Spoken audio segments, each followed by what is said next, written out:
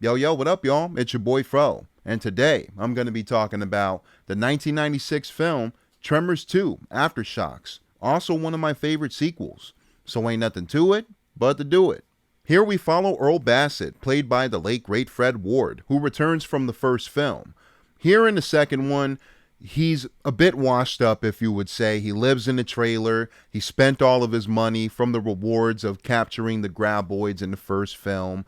He's able to see all the product placement, like the arcades and all the games and the names that they've made off of Earl and his pal Val, played by Kevin Bacon, who doesn't return in this one. And along comes a really goofy sidekick, Grady, played by Christopher Garton. And Grady comes along with an offer to split $50,000 each, from what I remember, between each graboid that him and Earl capture. Earl is skeptical at first, but after hearing the amount of money, he's all in. He gives a call up to one of my favorite characters of all time, Burt Gummer, played by Michael Gross. Now, if anybody isn't familiar with the character of Burt, he's awesome. He's gun crazy, he's a lunatic, but his heart is in the right place. If you need pretty much any type of ammunition, Burt is your go-to guy. Also in the cast, we have Helen Shaver playing Kate, a geologist who's there to try to find the origins behind the graboids and their species. When Burt arrives in Mexico where they are, he comes along in his truck full of guns and ammo, makes a really cool entrance, and introduces himself to the other characters. Now, I really enjoyed the chemistry between Fred Ward and Christopher Garton whenever they're going on these endeavors of trying to capture the graboid and trying to lure it with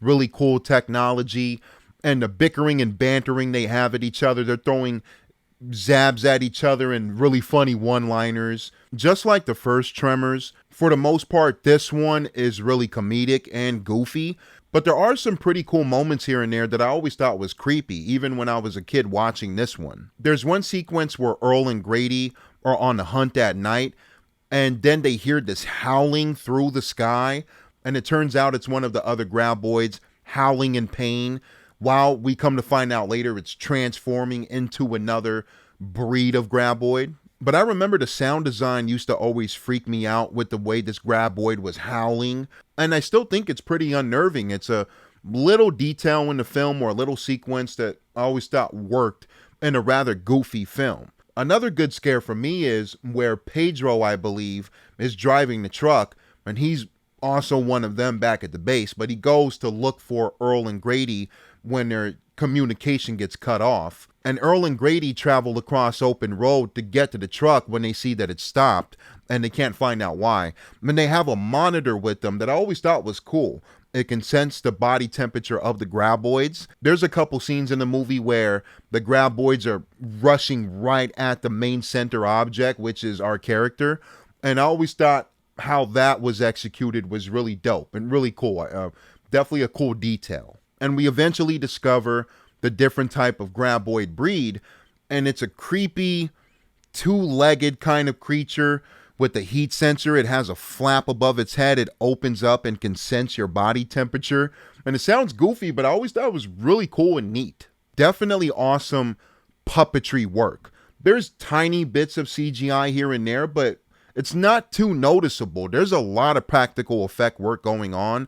And the way that these graboids and the mechanics behind them and how they're triggered, and even the gory practical effects are really nice as well. The shriekers, that's what they're called. They open up their mouth and they go, wah! They wig out whenever they see a human or anything that looks tasty to them. But they can be pretty stupid too, because they take anything as heat as tasty.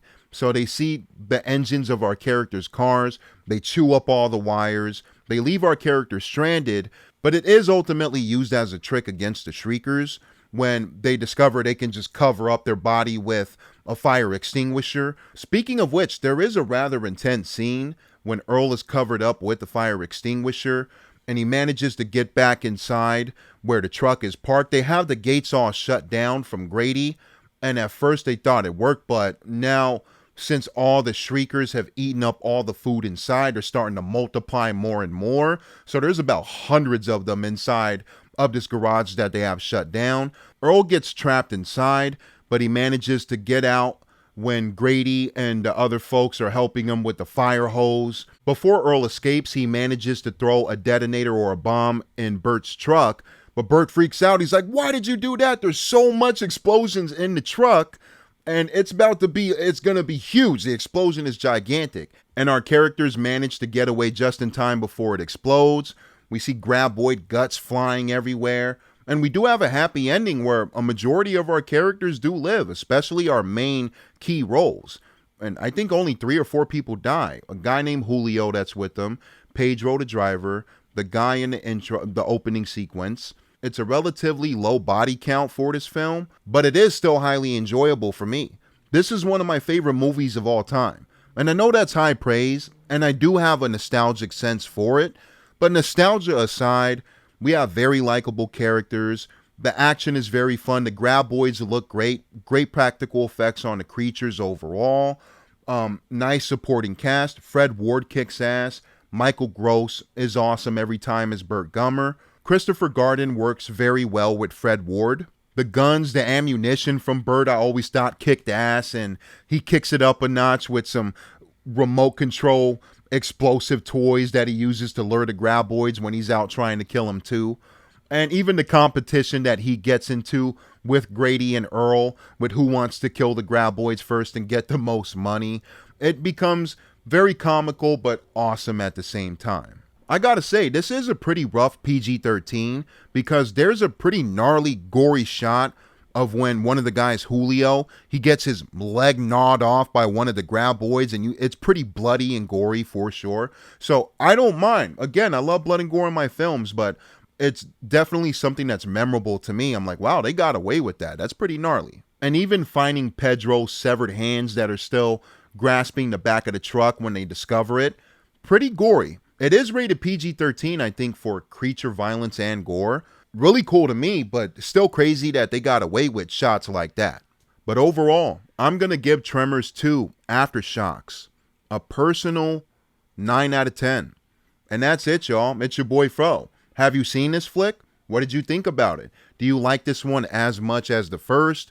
Do you not like it? Wasn't your cup of tea? Do you love it like I do? Comment below. Let me know your thoughts. In the meantime, between time, I'm on to the next review. Hope you enjoyed. Fro Thizzle. Bong.